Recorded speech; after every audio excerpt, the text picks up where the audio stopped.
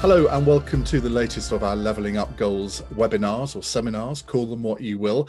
Today it's in association with UK Power Networks, and we're going to talk a little bit about levelling up in the energy sector and some of the more wider levelling up goals as well. I'm Ian Dale and I'll be chairing this seminar over the next hour. Let me introduce you to our panel first of all. As ever, we have Justine Greening with us. She is the former Education Secretary, International Development Secretary and former Transport Secretary, all of which I guess really sort of pitch into the whole idea of levelling up goals. So Justine, welcome to you.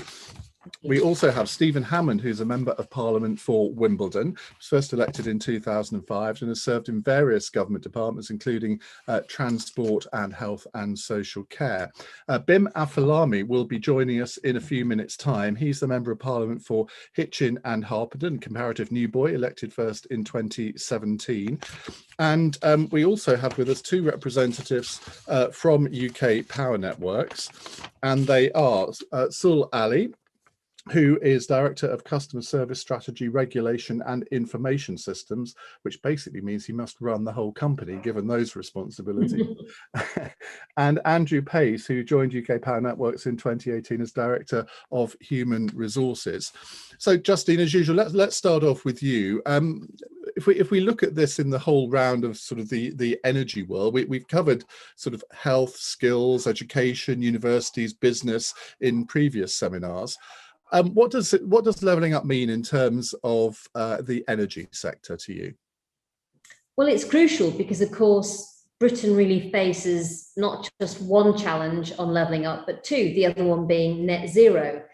And I think we can really use this shift of our economy to becoming net zero and this energy transition that's part of that to help redesign where opportunities are and who's getting them. And it means brand new careers, it means investment in infrastructure, as we've talked about in other seminars as well, again, with all of the jobs and opportunities that come as part of that. So really, it's amazing when you look at what UK Power Networks can do, because it really brings together these two big challenges in one company, which is achieving net zero and levelling up. And then I think there are two other points really about where UK Power Networks as an energy supplier has real chance to make a difference. One is that by its very nature, it is really located in core communities in a particular part of the country. So it almost is in this unique position. Most companies selling stuff to people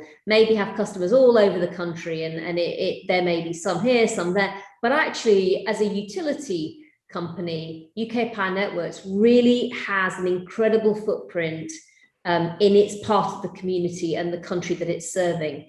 I think the other key interesting part of the discussion from my perspective is where UK Power Networks is rooted. Often we talk about levelling up as something that is really more for the north of the country than perhaps the south. But actually, the reality is levelling up's a national agenda. And so UK Power Networks working in London, in the southeast, and also part of the east of England as well, really has this huge opportunity to have a massive impact, perhaps in parts of the country where we felt levelling up has been less focused on, but actually in a parts of the country where it absolutely is as crucial as it is for anywhere else. And if you look at London in particular, actually, in spite of all of the talk of levelling up outside of the capital, the reality is it's the capital that's got the highest unemployment rate in the UK at the moment. So this is a national agenda, and UK Power Networks is a country is a company that's in a part of the country where it can have a huge impact in making sure it stays a national agenda. So let me come to you. Just describe in your own words exactly what UK Power Networks does, where you operate. I mean, Justine's alluded to some of the areas you operate in, but I think a lot of the people watching this might not know exactly what you do. Okay, thanks, Ian. Yeah, so we own and operate 3 of the 14 distribution networks in the UK. So basically, we are a company that takes electricity from the equivalent of motorways down into A roads into your homes. So effectively, we don't sell electricity, but we manage and own and operate all of the wires and cables underneath the streets of London and in overhead areas within east of England, London and the southeast. but we effectively are responsible for keeping the lights on for about 20 million people in the UK. And what does the levelling up agenda mean to a company like UK Power Networks? A number of things, actually. I mean, we've got a very clear purpose as an organisation. We talk about, being two things: one, an employer of choice, and two, being a respected and trusted corporate citizen. And in basic language, that's doing the right things by your employees and doing the right things by your communities and supporting them. So Andrew's going to talk a bit about the employees, but if you look at the strategic context that Justine talked about, the net zero, we are going to have a massive impact in the lifestyles of people and communities within the UK over the next 10 to 15 years, from the way in which we refuel our vehicles, from the way in which we heat our homes, right the way through to how we think about using energy more wisely. And it's an exciting future, but there are risks, and we've got to make sure that we ensure that everyone has a chance to benefit from that transition and no one is left behind. And therefore, we need to do a number of things to make sure that happens. And we hear a lot of this phrase, energy security. How does that play into this field? Well, I think in this context, as you start to have many more renewables connecting to the grid, to make sure that the power that we use and consume is greener, we've got to make sure, and it's our job to ensure that the lights stay on and that the reliability of the networks in the UK, which are world class and admired across the world, remain that way. Andrew, you're Director of Human Resources. It seems very much a people company. Just to explain a little bit how your sort of human resources policies fit into the levelling up goals. I think we always want to become an employer of choice, and remember that choice works both ways, and that everybody that's looking for a job makes a conscious decision about who they want to work with. And for us, it's increasingly important to demonstrate that we make a contribution to our wider place in society, not just in terms of job satisfaction. And so how do we do that? We offer at any one time about 100 apprenticeships, people under training. We are looking to recognise that as we move into this energy transition period, we're going to need very different skills and different people. We're living in an increasingly digital world, and I'm hoping that that broader range of skills that we'll need to go forward in this changing world will make us attractive to perhaps different groups of people that wouldn't have in the past considered working for an electricity distributor. Now, the fact that you both are taking part in this webinar, we're doing it in association with UK Power Networks, indicates that you think that the levelling up agenda is very important. Why have you come to that conclusion? Well, frankly, we want to be an attractive company to the widest possible range of people that might not have once considered us, but actually with a bit more information about us, think that we might be a great employer to enjoy their career with. And it's about doing more than just providing electricity. It's recognizing that we create opportunities for more than 6,000 people in the southeast of England. And if more people hear about us, if more people get to see what we do, if more people get to hear about the opportunities that exist, we're going to be able to provide a robust service for the rest of our customers for the long term. And ultimately, that's what it's all about. Now, Stephen Hammond, your customers are voters, I guess. Just tell us why you've become so interested in the levelling up goals agenda. I'm a Conservative politician, and if you look at the very basics of what Conservatives believe in, we believe in it doesn't matter who you are, where you come from, what your history is. We want to give you the aspiration to achieve your full potential in life, and that means giving you the opportunity. And so I think levelling up encapsulates that absolutely perfectly, and therefore, so at a very basic level, as a Conservative and what I believe in, it's absolutely what I believe in. And the reality, of course, for politicians is how do you turn principle into politics and policy and deliverables? And that's really where this agenda, I think, is what this part of the agenda encapsulates. It's working with companies like UK Power Networks, working with central government, local government, to give that opportunity to my people and my voters across Wimbledon. And, the phrase I used in a meeting on Thursday night was, if levelling up's good for Wigan, it's good for Wimbledon as well, which is why Justine's point about the national agenda is really important. And it shouldn't be a zero-sum game. If we really believe in this, then it's for the whole country. And as Justine has already pointed out, she and I, we were next door neighbours as members of parliament. She and I can both take you to parts of our constituency that aren't the leafy southeast or the affluent London, where people will benefit from levelling up. And some of that undoubtedly will be around the transformation for some people, opportunities and skills, but also the practicals about transport, about making sure their homes are properly insulated so that they actually get the right power delivered into their homes. Warmer homes make you feel more secure, which makes you feel more capable of doing your being educated. And we could go on, but for me, it's philosophically what a Conservative believes in, and practically what we should be trying to deliver. Do you feel that the whole argument about levelling up is starting to be a little bit undermined by the fact that there are maybe many of your colleagues who think, well, hang on a minute, that the North is getting all the attention here? You had the Chesham and Amersham by-election a couple of weeks ago, where the Liberal Democrats obviously won, and a lot of people put that down to the fact that the government seems to be ignoring its southern core and concentrating on northern voters. And as you say, I was interviewing Jeff Norcott, the comedian, the other day on my All Talk podcast, and he grew up in Wimbledon. And in his book that he's just put out, he says, look, don't think that Wimbledon is this sort of just this leafy place. Yes, there are lots of bits of Wimbledon that are very leafy, but believe me, the bit I grew up in was not. And so every constituency in the country has got areas that need to be levelled up. Well, every constituency in the country almost certainly has. I can certainly probably take you to the places where Jeff Norcott was referring to. And there's some good work being done. But, there are all sorts of things that actually are national. So if we want to create educational opportunities, we need to do some early intervention things.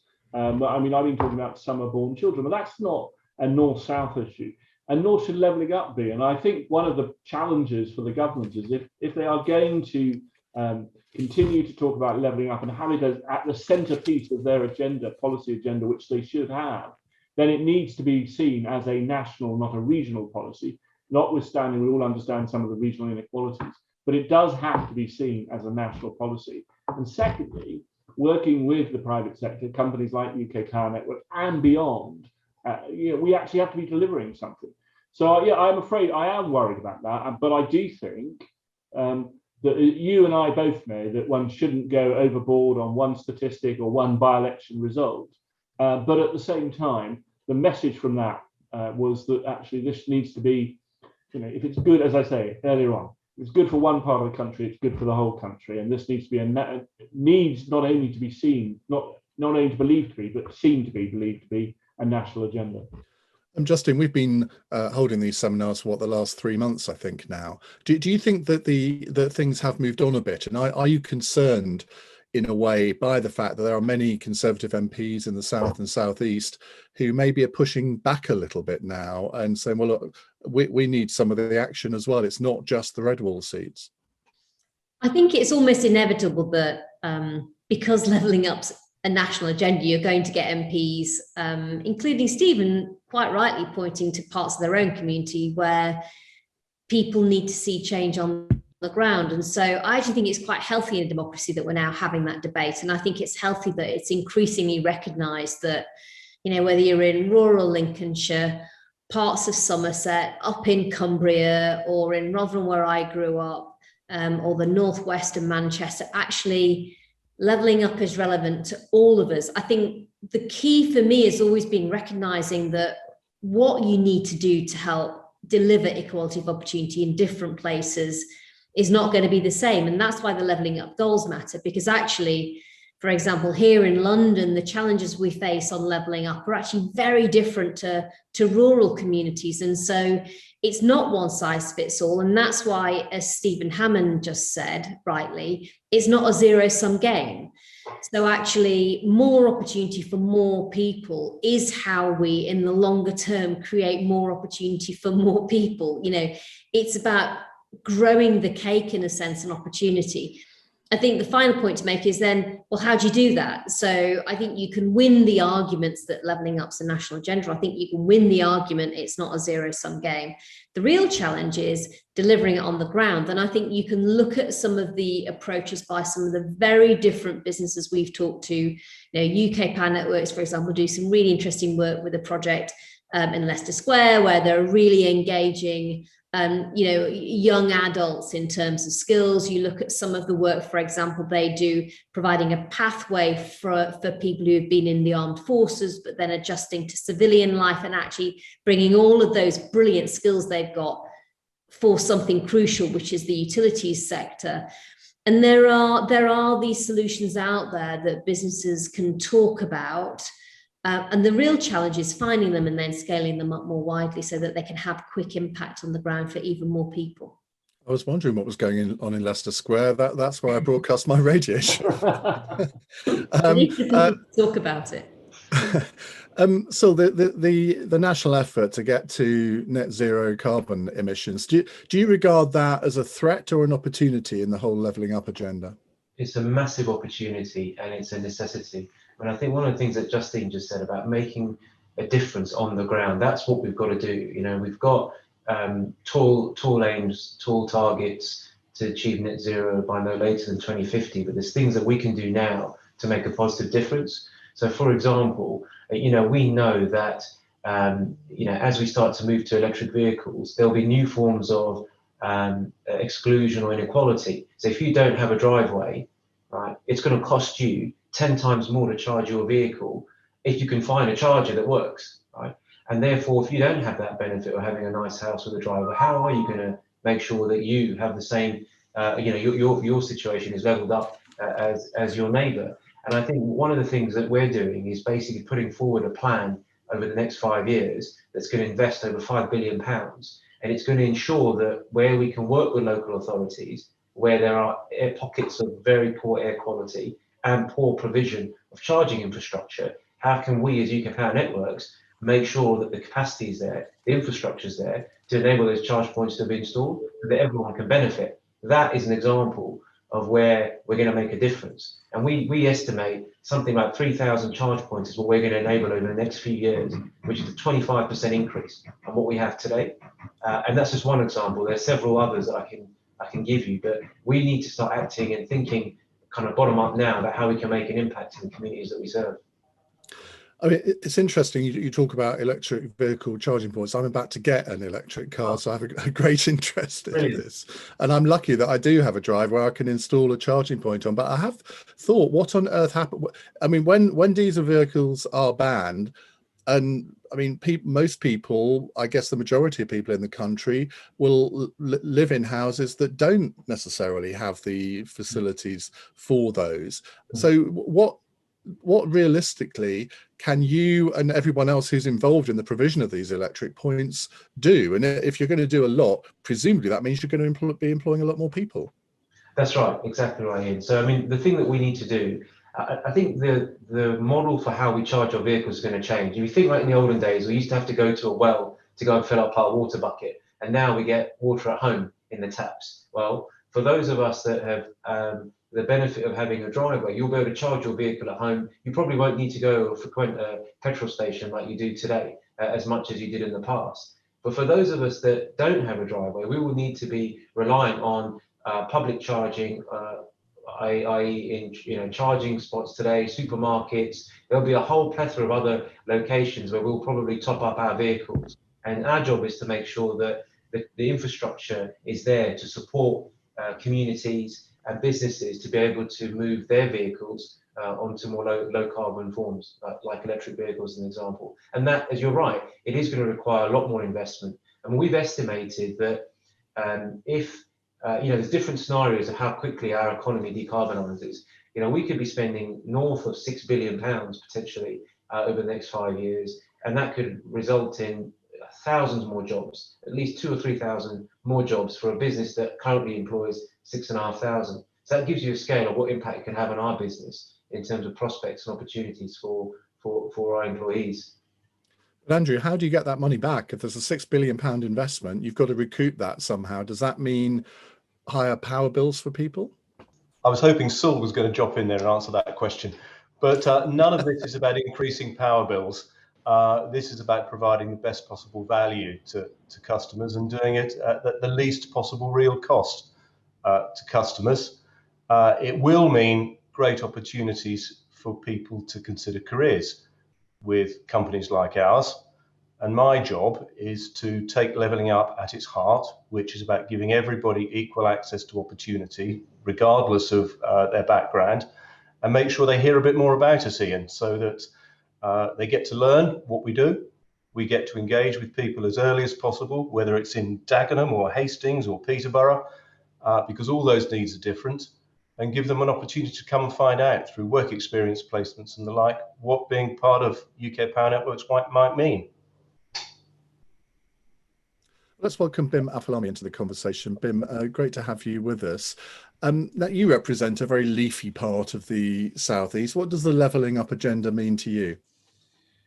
I think two things, really. The first is that we need to be careful that levelling up does not mean the North, because actually there are poor, deprived communities all over, even in constituencies like mine. I think of parts of Hitchin that are as poor as many, many Northern and Midlands areas that people talk about. So I think that's the first thing. But secondly, what it means for, say, a large number of my constituents who aren't in that category of being who count themselves as being deprived, and they're definitely not by any national standard, I think it means partnership rather than taking from them and putting somewhere else. So what does that partnership look like? It means things like, if we're going to reindustrialize parts of the North through the sort of energy power networks we've been talking about, or other things, some of that work, the scientific technology, will be done at places like Rothamsted Research in my constituency, which is a big agricultural research centre, or on some of the finance we provide in the City of London, which are where many of my constituents work. So I think it's a partnership when it comes to the levelling up process, because actually if levelling up works, my constituents and certain other constituents in other parts of the country will be better off if we do that right. If we don't get it right, and it's seen in the South and the wealthy parts of the Southeast as somehow you're taking from us to bung somewhere else, I think that potential partnership model breaks down, and that is not helpful. That's a really interesting phrase you use there, partnership model, because people often automatically think it's the government's role to sort this out, and the government must spend money here, there, and everywhere. But how do you think that the government can really form better partnerships with particularly big utility companies like UK Power Networks to bring this agenda to fruition? It's a really good point, because I get quite impatient with some of my colleagues when they think, not all of them, but some of them, who think levelling up is about public spending in different parts of the country, because ultimately New Labour tried that, and to be honest, it didn't work very well over the medium and long term. How can organised big utilities networks play a role? I think it's by offering highly paying private sector jobs. That is the most fundamental thing that can happen. And also to partner with universities, to partner with SMEs, to partner with other different sorts of private sector institution. And we need to move away from a thought process that some may have, which is levelling up is about public spending. I think the UK Power Networks of this world and other sorts of major utility need to say, how can we offer private sector solutions, private sector opportunities to the people in this region that we're trying to level up? That has to be the focus, in my view. That's a really good point, isn't it, Andrew Pace? But the partnership isn't just between government and big utility companies. It's also between the utility companies, maybe educational establishments, training organisations, and the like. How are you fomenting these kind of relationships in the areas that you work in?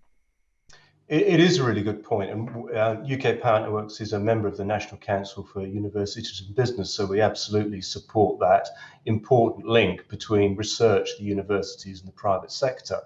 What we're looking to do much more of is also to make best use of the apprenticeship levy, which of course is something that all of us as large employers contribute to, not just to deliver some of our own training, but also to look at ways that we can pass some of that levy to other community trainers in the area who may well be able to enhance job skills and to provide people with opportunities beyond the utility sector. So it's a way of reinvesting not just in people working directly with us, but also people working in the areas that we serve. And Justine, are you seeing this happening all over the country, where you've got the sort of government at the top, and the big companies at the educational establishments, smaller companies? Is the levelling up agenda, I mean, I hate to use this phrase, but is it sort of trickling down the whole sort of economy? I think it can do that if it's done well. Effectively, you need a national architecture that then very different regions and local communities can make work for them in particular. And that's why you see so much innovation. So, for example, what UK Power Networks will do, for example, in the centre of London or in the southeast, and its work perhaps with local schools and local communities will probably be different to what we see in other parts of the country. And, you know, we've seen very different businesses thinking about the opportunities they've got. Some businesses thinking about where they put their virtual roles, but putting them in the same social mobility cold spot. We've seen other businesses really drive change through their procurement approach and working with social enterprises. By contrast, we've seen some of the law firms really looking at what they do with their clients and how they work with them more strategically on levelling up, whilst also looking at what they do with working with a brand new range of universities, often non-Russell Group, that they maybe would never have really had relationships with to get their talent from in the past. So very, very different approaches from different businesses in different sectors, but I think all showing that levelling up is like this million-piece jigsaw puzzle where a lot of very different actors have the jigsaw pieces. The challenge is working out, as Bim says, how you can get the partnership to fit them together and create that overall solution that's really going to shift the dial. But we can do this. And I think through the levelling up goals, you have a very clear architecture of the different challenges to levelling up. And we've got different businesses now saying, right, which of the goals are we really going to focus on, and where can we make the biggest difference? And then, as both Stephen and Bim have said, actually government's part of this too, but also I think civil society and communities and the things that people can do for themselves in helping to fix this. And Stephen, are you seeing this happening in any areas of your constituency? Have you got particular maybe examples that you can give us? Beginning to see it, Ian. I think really interesting about your point about trickle down. I like to think of it as so if it's the trickle down, actually it's also putting the roots in the local communities as well, because it is going to be very different in different places. Where I've seen some really good examples is with particular local businesses working with local schools to provide work experience for people who have just never had that before. Equally, one other local school has got some people from a local business doing a mentoring scheme, teaching people how to write CVs and that sort of practice about how they get jobs. So some of the really basic educational opportunity which works well. So I've seen that quite a lot in schools.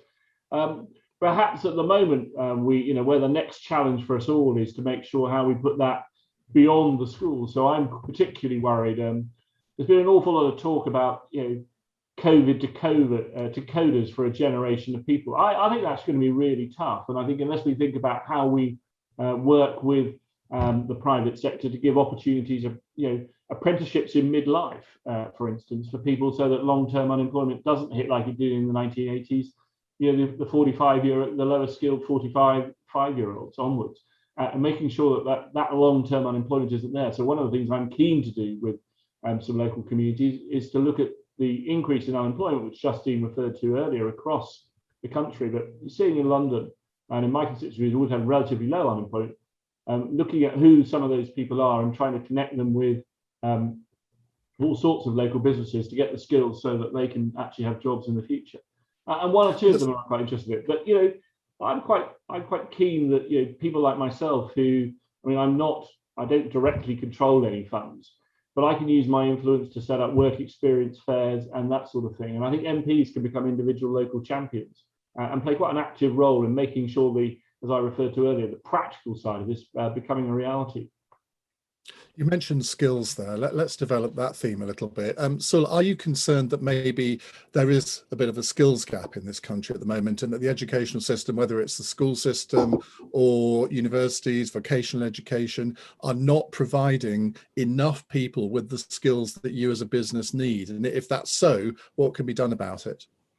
So I wouldn't use the word concern. I think we've all got a stake in this. I'd rather kind of offer solutions. And, you know, if I look at our business, we could see work volumes increase by up to 30–40% over the next 5 years, which basically means, you know, engineering jobs, high paid, good paid engineering jobs and job security. So our job is to make sure that we can kind of work closely with the communities to signpost where those jobs are going to be, the kind of skills we need. And then, as Andrew's mentioned, either through a combination of our own apprenticeship programs or working with colleges, working with schools in our areas to make sure that, one, that people know that those opportunities exist. And secondly, it's about understanding how they can get the support that they need. A lot of the times what we find in this area of levelling up is that there are grants, there are facilities, but people just don't know what's available to them. And therefore, it's part of it is about signposting where those opportunities exist. And secondly, it's actually showing people that there is, you know, meaningful career prospects in businesses like our own, particularly as we start to electrify everything in our economy. And I think a lot of people don't quite understand that yet, and we've got a part to play in communicating that more effectively. And I think there's an inclusive element here as well, Ian, in that, you know, when I was at school, you know, I was told there's no point going and considering law because I wouldn't succeed in it. And that was the kind of advice I got. You know, we've moved on significantly, I think, now, in terms of, you know, you should be able to fulfill whatever your potential is. And I think if we can start to show people, particularly in those communities, or you know, you know, particularly women as well, who haven't necessarily, you know, we haven't seen enough women in the engineering profession. But we could start to tackle and prioritise where in our communities we can start to advertise the jobs and prospects, and back that up with apprenticeship programs. I think we'll start to see a change where we won't just create jobs, but actually we'll get better diversity and inclusiveness in the workplace, and therefore a much more rounded set of leaders in the future with different life experiences. Andrew, when you're recruiting for new people, are you getting the people with the skills that you need, or is it a matter of frustration sometimes that you're not? Well, we're very fortunate that we are at the moment getting people with the skills that we need. But it is about constantly encouraging people to come and have a look at us. So we have a simple phrase in the business called "see it to be it," and that's very much around giving people internships at the beginning paid, so they get an opportunity just to see what working for our business might look like in the future for them, and perhaps widen their horizon for choices. Excuse me. We also take care, though, with all of our advertising to make sure that it is gender neutral, because we don't want to put people off applying to us through badly crafted recruitment advertising and the like. And it raises consciousness then in the business that we want to be the most open business that we can be, to welcome everybody to come and join us. A long answer to a simple question, Ian, which is at the moment we're very pleased to be able to attract the people that we need for the growth going forward. In terms of people at the sharp end, I mean, what percentage of your workforce is female? It's just under 20% at the moment. And 10 years ago, what would that percentage have been, do you think? It would. I wasn't here 10 years ago, but I would think that it would have been probably around 15% at that time, maybe a little less. It's improving slowly. We've set an ambition that, for example, all of our leadership, 50% of our leadership roles by 2028 will be available on a flexible basis.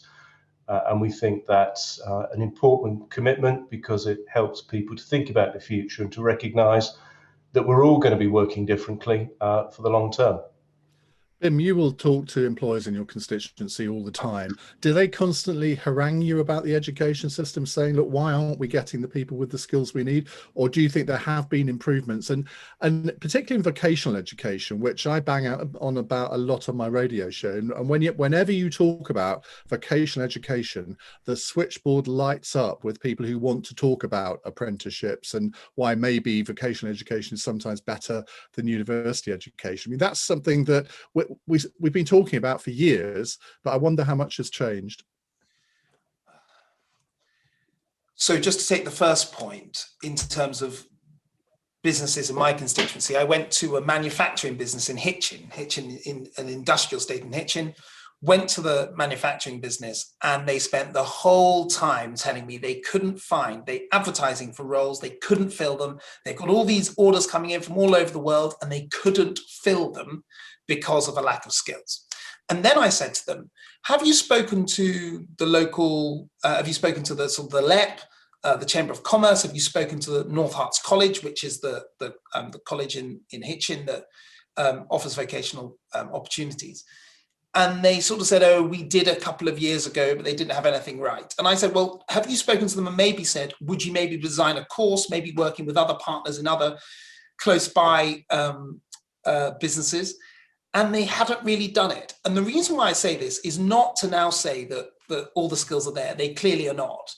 But I do think that we need to work a bit harder with our businesses to say, there are opportunities there. We do have a lot of these institutions set up precisely to try and help you do this. And I think that maybe years of feeling worn down by the whole thing means that they don't really engage with it, and they expect these people to come off a production line for them. And it's not always like that. What I would say, you're right that we've been talking about vocational education the whole time for probably the best part of 30, 40 years. The truth, in my view, as to why we have not made as much progress as we would have liked, though we have made progress, is one word simply, and that's snobbery. And I think that there are too many people in this country, if we're all very honest about it, who do not want their children to do vocational. They prefer that they went to do a degree. And until that attitude starts to change, I fear that we won't make enough progress. And I think that attitude is something we really need to tackle, frankly, with a lot of middle-class people who live in constituencies just like my own. Justin, it's really interesting what Bim said there about the fact that some educational institutions maybe haven't quite grasped this yet, because we've been talking to places like the University of Lincoln, the University of Greenwich, and it seems to me that the key here is leadership. You've got to have someone at the top of the educational institution who's going to drive this and recognize that these partnerships with local businesses are really important, and they need to offer courses that are relevant to local employers. But that's not going to happen all over the place until you get the leaders in those institutions who recognize it, which I suppose is part of what this is all about. Absolutely. And you can have all the structures you like, but if the people who are part of those structures don't really care about any of the outcomes, then they're probably not going to deliver much change. And so what we've been trying to do with all of this is to inspire, engage, and also bring together those people who really are leading. And I think sometimes for lots of companies, it does feel really hard, and they're trying to make the numbers add up. It's a period of significant change for businesses. They've had COVID. And I think if what we can do is make that easier in terms of their part of levelling up by showing them what's already worked on the ground, helping them partner with different businesses that are already doing some great stuff, I think it just helps companies feel like they're not on their own. And also, as you say, there are these brilliant people out there, like Mary Stewart's the Vice Chancellor of the University of Lincoln. She's done incredible stuff driving change and really corralling businesses and investment in her local area and region. And they are out there. And I think, in a sense, what I would say through all of this work is don't wait for someone else to make that change happen. You know, if you are really committed to making your business part of the levelling up agenda, then obviously get in touch with me, and through the Levelling Up Goals, we can put you in touch with a lot of other business leaders, but start making the change local. As Stephen says, in his community, there are people getting involved in mentoring and all of that. So it's about feeling really empowered. You know, levelling up isn't going to be a top-down driven agenda. It might need a national architecture. That's what the goals are about. But actually, fundamentally, it's going to happen because people at a local level are just going to say, right, how can we work together to make a change on the ground for us? And Andrew and Sul, is this something that you're actively looking at, partnering up with maybe some educational institutions, so you can actually get the people that you want? Absolutely, whether it's in Crawley, whether it's in Bexley, whether it's in central London, whether it's in East Anglia, working with local colleges, working with local groups is a fundamental part of what we have to do. We can't do it alone, but equally as an employer, we should take responsibility. It isn't just the education institutions alone that are responsible for providing the right skills for business. we have to be part of those solutions going forward. And particularly as we move into a more digital world, never should the opportunities be greater than they are today. This word aspiration that one or two of you have used, I think, Sul, you mentioned it earlier. This is quite a difficult one, isn't it? Because who is it that is responsible for inspiring young people to really achieve their potential? You think, well, it should be parents, it should be teachers. It's actually all of us, isn't it, Sul? Yeah, spot on. It's exactly that. It's everyone. We've all got a part to play. I think businesses have a part to play because their senior leaders can act as role models for people in the organisation to show what is the art of the possible. And certainly I've seen that from my own personal experience. If you can see someone either from your community that has actually been very successful and you can speak to them and they're open and accessible and you can understand their experiences, that for me is a part of leveling up. Because I think the whole point around saying, well, hang on, it doesn't matter where you're from, you should have the same opportunity. Well, hang on a minute. If you don't know, if you've never been to a professional interview, you don't know what kind of questions they're going to ask you, you don't know how to write a CV, how is that basically equal access? So I think being able for businesses to be able to play their part in leading by example and working in partnership with others, that's definitely got to be the model, definitely.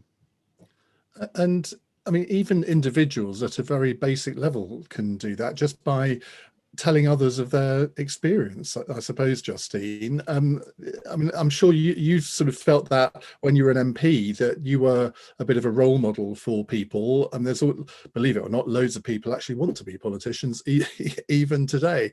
And I know from the mail I get from sort of 16, 18-year-olds who all want to be radio presenters. And I feel a real responsibility to reply to them and not just sort of fob them off with the usual standard email. They all want to come in for work experience. Well, I can't do that, but at least I can try and give them some sort of inspiration. And I guess for companies also, it's really important, Andrew, that they know what they can achieve with a company like yours.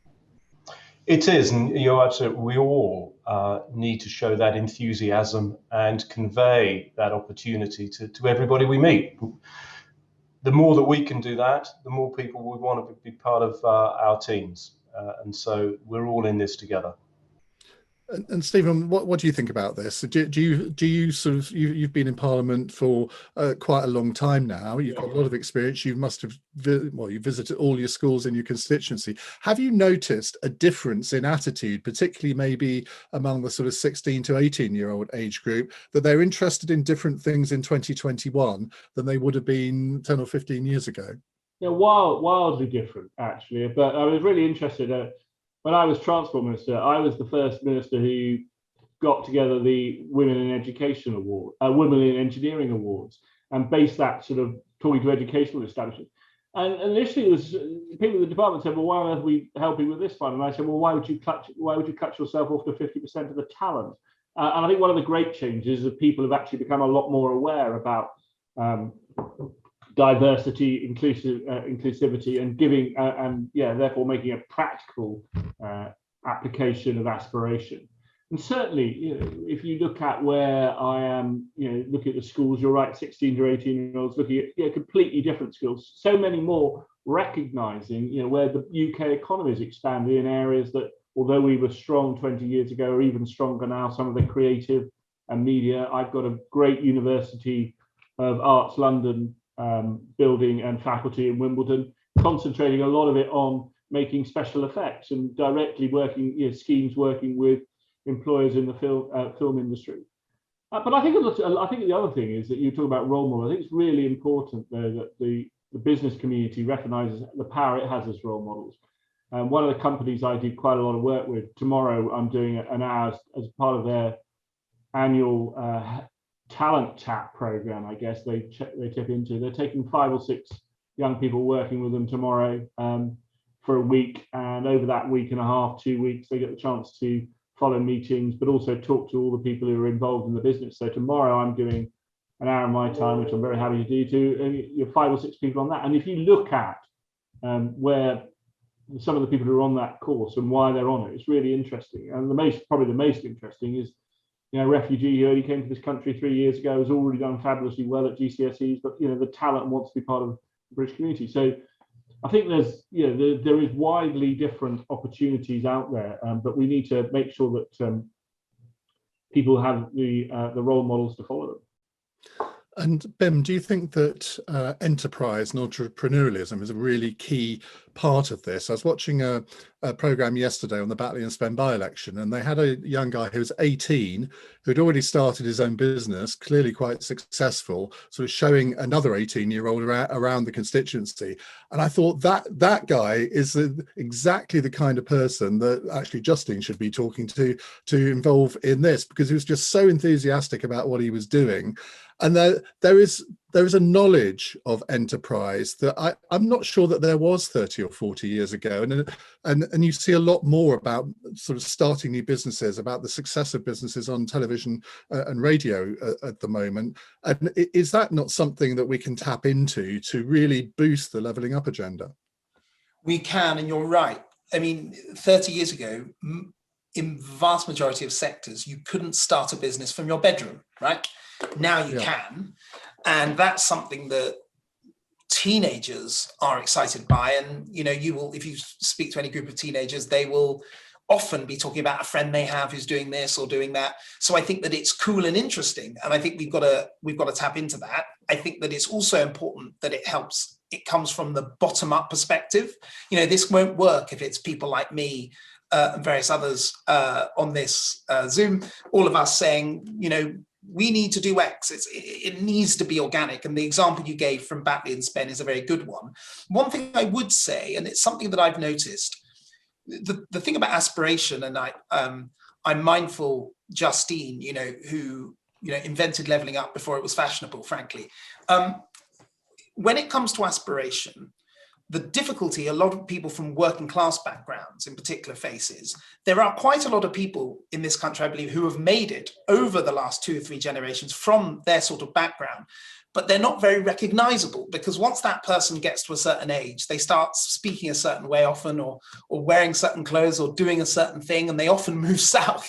And so these people, particularly if they're in the north, but not necessarily, not exclusively, often don't see the examples that would inspire them. So I think one of the things that we need to do is for people that may have grown up in certain parts of the country and have moved somewhere else, is to go back to where they were from, to go back to their communities, to go back to their old schools, because it's much more effective if that happens, like your 18-year-old you were mentioning, than if somebody like me comes from Hertfordshire going to wherever saying you can make it. Well, that may not be true, but I do think that organic thing of seeing somebody who is like you is very powerful. And I just like to commend, again, Justine for the work that she did on this, both in Parliament and the work she's doing now, because I think it's people like Justine that can make a huge difference in this regard. Sul, how can we start measuring whether the levelling up agenda is working? I mean, both generally, but also specifically in your sector.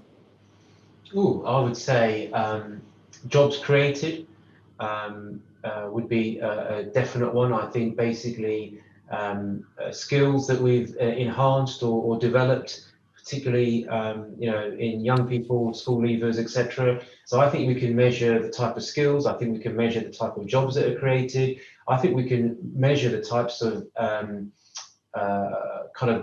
economic output effective that's being developed, whether it's GVA or any other type of measure. There's so many things that we can use. Just got to select a handful and basically set some targets. I mean, just in our business, and I think every business can sort of, do, it doesn't have to wait for some overall framework. It can get going now. Like, for example, we know how many jobs we're going to create over the next 5 years, right? We know that could scale up by 30-40%.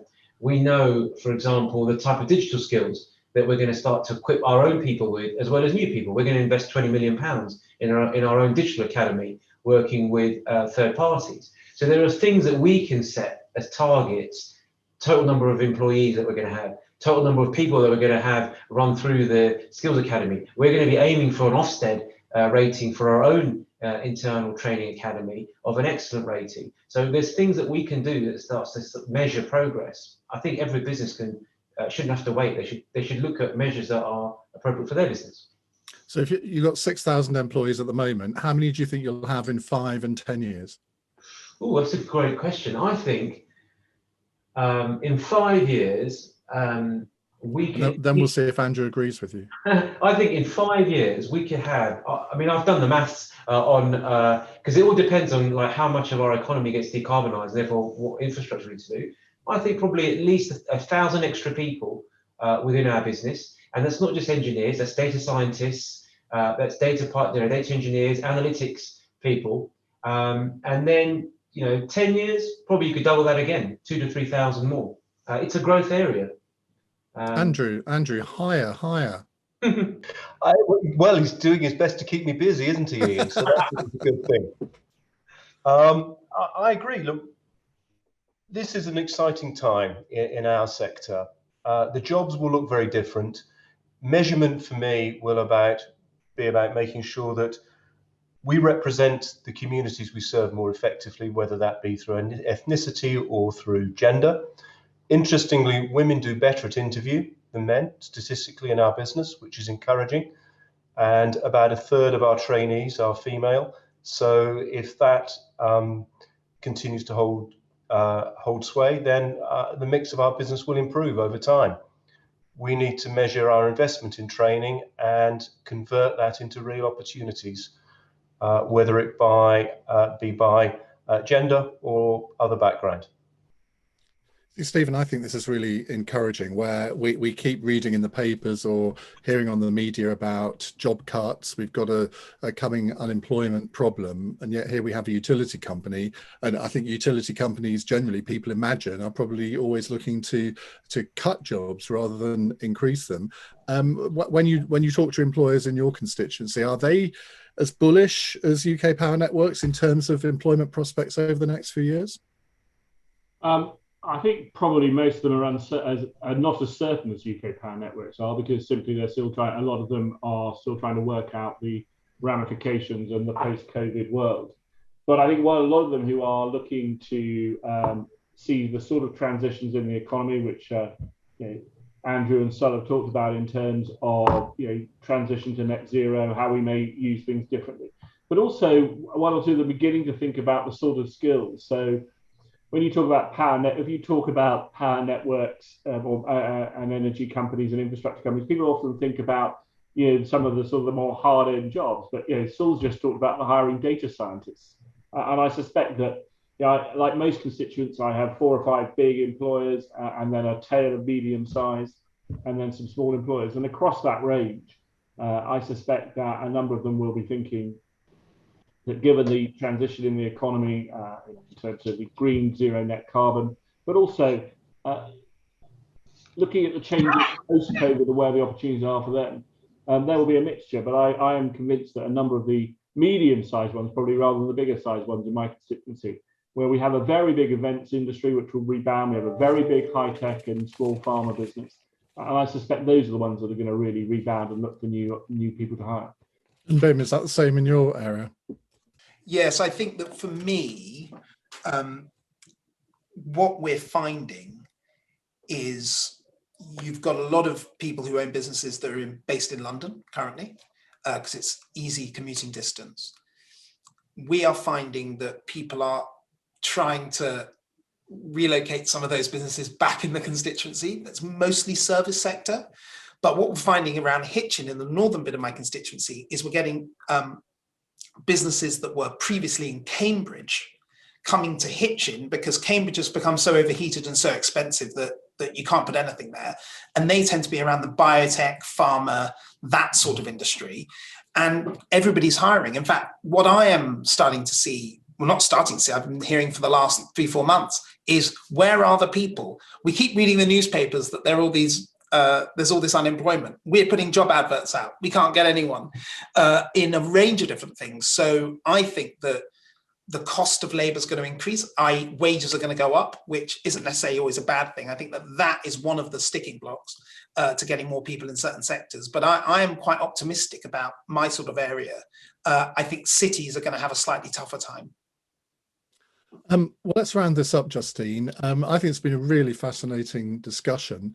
Where do you see the whole sort of energy sector fitting into the Levelling Up Goals agenda, and maybe pick up one or two of the points that people have made on the panel to conclude? So it's clear really that as you have this big push to decarbonise the economy, it's going to have a massive impact on future opportunities, and Saul just set out just how different some of those jobs of the future are going to be. So this is a moment of change that we really can use to make sure that some of those opportunities are able to get into communities, and for people perhaps who never would have had the chance to have them before. We're reinventing, and this is a moment to reinvent smarter than we had in the past. But I also think it's about making sure that for parts of the country, like, for example, London and the Southeast, where we maybe haven't had as much of a clear-cut discussion about what levelling up means, that we now do that. And I think what's so encouraging about listening to UK Power Networks is just this very clear sense they have about where they fit in and the opportunities they're going to have for people in this part of the country I'm sat in central London, and how they can play a role in levelling up. And we're working with them on a levelling up action plan. So they will very clearly be setting out to a wider public, if you like, what they'll be doing as a business. And the final point I pick up on, again, is one that Saul made, which is around metrics. The next piece of this for us, working with all the companies, including UK Power Networks, is around how do we measure success, and how do we make sure that we're not just doing good stuff, but it's really having an impact on the ground. And so we will steadily make sure we can track the progress, and that it's having an impact for people around the country, wherever they are. Well, I want to thank you all for taking part in this. Whenever I chair these seminars, I always end up feeling much more optimistic at the end than I was at the beginning, which I suppose is what it's all about, isn't it? So, Justine, thank you. Bim Afalami, Stephen Hammond, Saul Ali, and Andrew Pace from UK Power Networks, thank you all very much. And if you want to catch up on some of the other webinars that we've held over the past few months, you can do so on the Levelling Up Goals website. Join us again next time. Goodbye.